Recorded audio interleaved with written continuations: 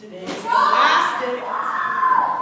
the last day of our topic, branded. Brawn, like strength, right? No, so branded, okay? It's our third and final message in the branded series. So I'll give you guys, those of you guys that weren't here yet, I'll give you a brief recap, okay? First week, our main message was basically off the idea of finding Nemo, right? We had all the fish inside the big net, they're swimming different directions, and the fish, they're us, right? And if we're all swimming different directions, then our youth group is not going to go anywhere. We're just going to get ripped out of the water by the big net. And until we all unify and figure it out and go in one direction, and just keep swimming in that one direction, then we won't have a unified youth group. Now, last week, Rick talked a little bit about what that one direction, like the band, no, I'm kidding, is all about. He talked about not being selfish. He talked about not being judgmental. And what it looked like when Christians were judgmental and when they were selfish, and how it does the opposite of create unity in the youth group. Today, we're going to talk about something that I think is so important, Jacob, that it by itself can completely change what our youth group looks like. But first, I'd like you guys to pray. Dear Jesus, thank you for this day. Thank you for all these awesome youth, Lord. Thank you that they take their Wednesday night and come out here and hang out with all of us leaders, Lord, and you.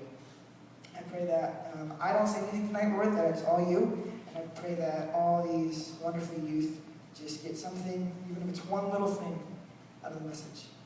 In Jesus' name I pray, and all the youth said, Amen. Okay, so first thing I want to talk about is this guy called Ken Griffey Jr. Yeah, we got some baseball fans in the house. See, Ken Griffey Jr. played in a time when the Mariners were actually good. It's true. The fabled Mariners were good at one time. Now, part of the reason they were good was because Ken Griffey Jr. was so amazing. Essentially, he's one of the best baseball players that ever played. He could have easily broken the home run record of all time, but something happened year after year. He kept on getting injured. The reason he kept on getting injured is because he played his heart out every single game. He laid it all on the field, no matter what happened. He would dive into walls, breaking his wrist. He would run as fast as he possibly could to first base, even if he knew he was out. And still, his nickname was the Kid because he always had a giant grin on his face.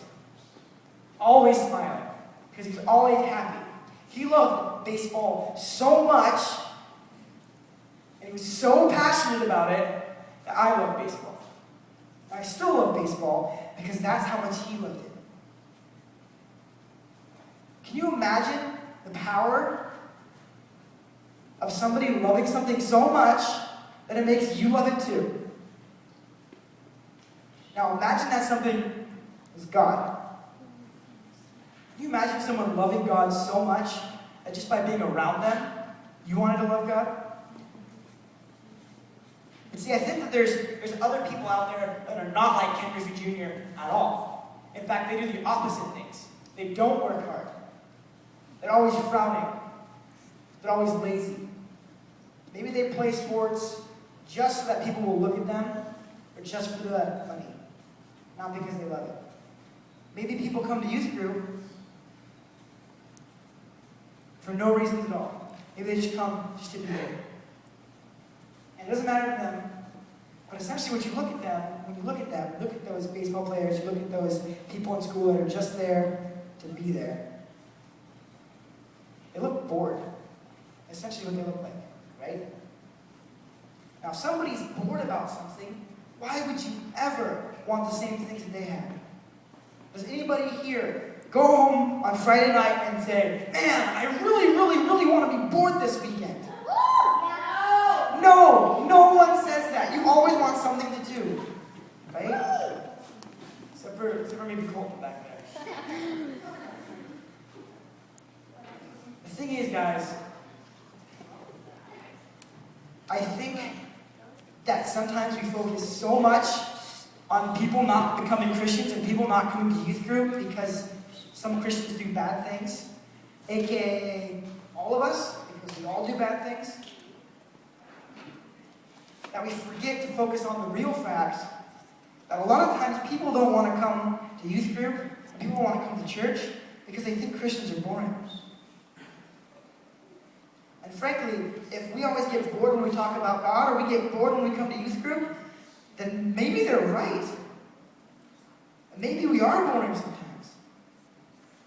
But that's not the way it's supposed to be. In fact, Paul, who we've been talking about through Philippians, says something exactly the opposite. Can we throw up Philippians 2:14? Thank you. Do everything without complaining and arguing, so that no one... Thank you. Do everything without complaining and arguing, so that no one can criticize you. Live clean, innocent lives as children of God, shining like bright lights in a world full of crooked and perverse people. Shining like bright lights. That's a challenge, guys.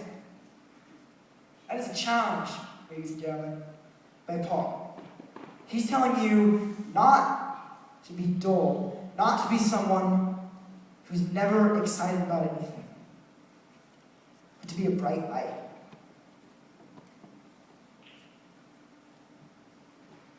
Have you guys ever been in a dark place during the winter?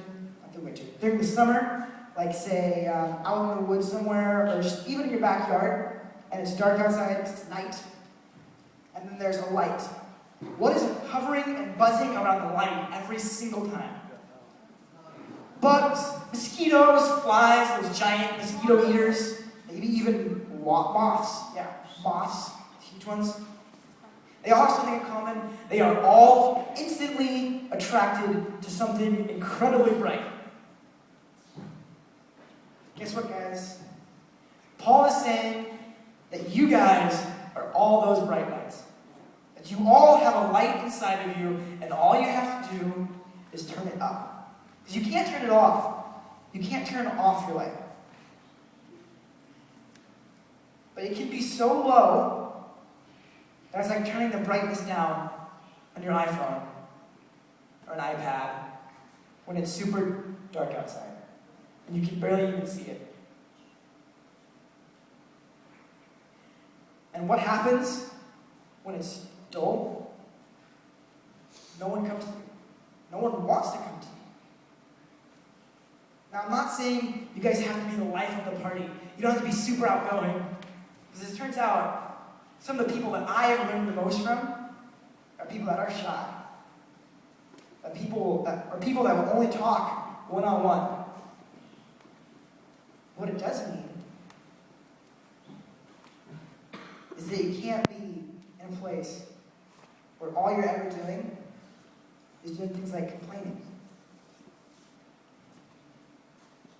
Because see, guys, Jesus came here for a reason. Jesus came to earth for a reason. Can you put up John 10:10? So John 10:10 essentially says, John 10:10 says that Jesus has come so that you can have life to the fullest.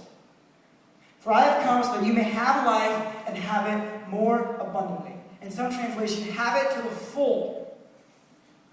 Does have it to the full sound like being dull? No. Jesus came so you guys could be bright lights. Jesus didn't come so that you had to live boring lives. Because that's not what a Christian is all about. It's not what following Jesus is all about. Because Jesus says he's come so that you can have life and have it abundantly. Have a full life. Have joy, have fun, have adventure. You guys cannot do all that. People think that Christians are boring. People think that all the time. But it's only because I think you refuse to do two things.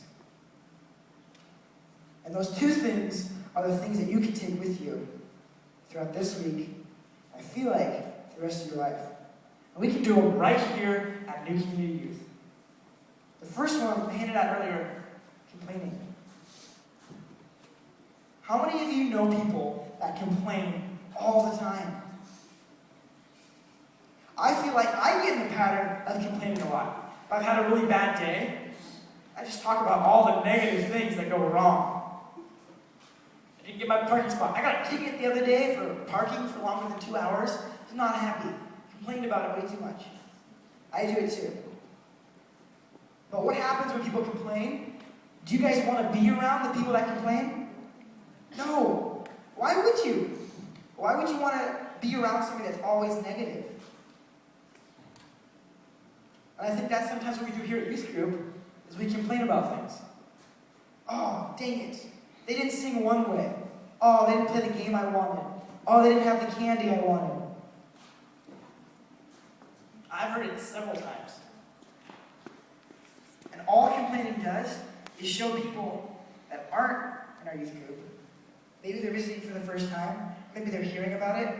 And all that's telling them is that your light is turned down low. Because all you care about when you come to youth group is focusing on what's wrong instead of the awesome things you get to do here. Think about it. Think about the awesome property we have. Who's been here over the summer and got to go swimming or play ball or hang out on all our property and play games like capture the flag and have a water fights? How many other youth groups get to do that stuff? I can't think of another youth group with a pool.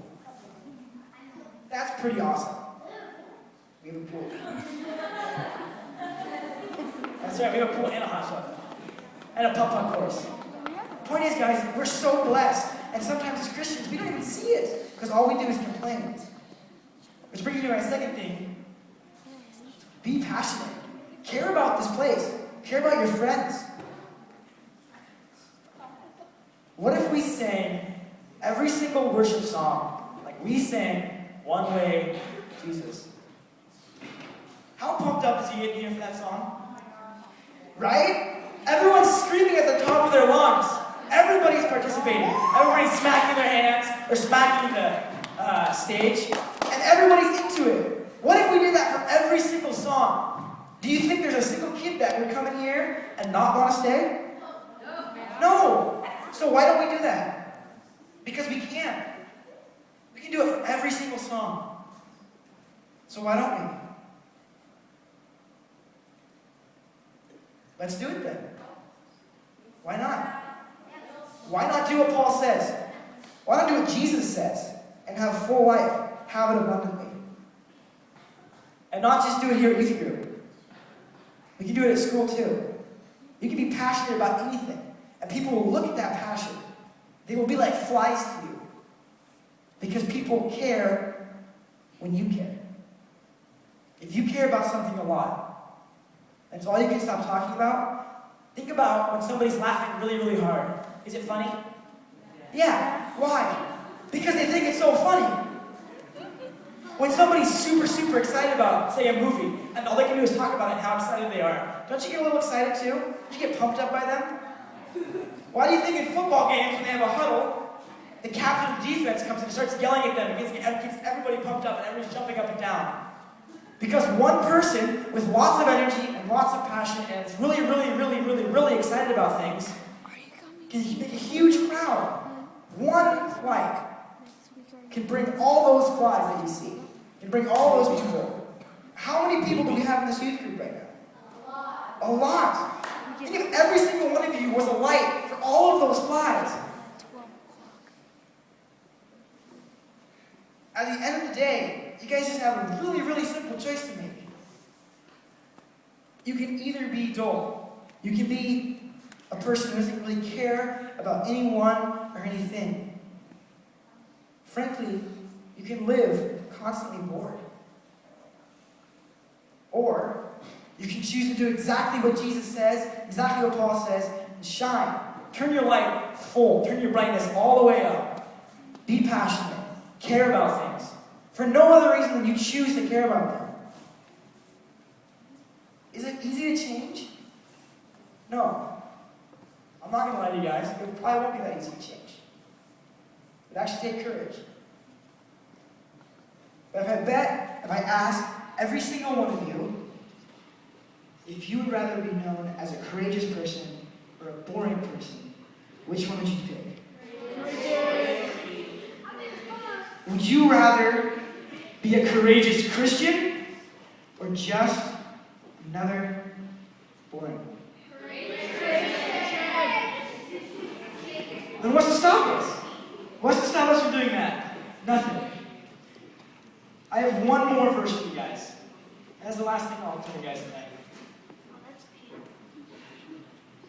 Paul writes this as well. Everybody close your eyes. Close your eyes for me. Alright? Think about this. This is what Paul's writing. You were once darkness, but now you are light in the Lord. So live as children of the light. Go ahead and open your eyes. You guys are children of the light. People say that you are the future. They're wrong. You are the right now. So be the right now. Be passionate. Just turn the lights all the way up. Alright guys, you pray with me? Yes.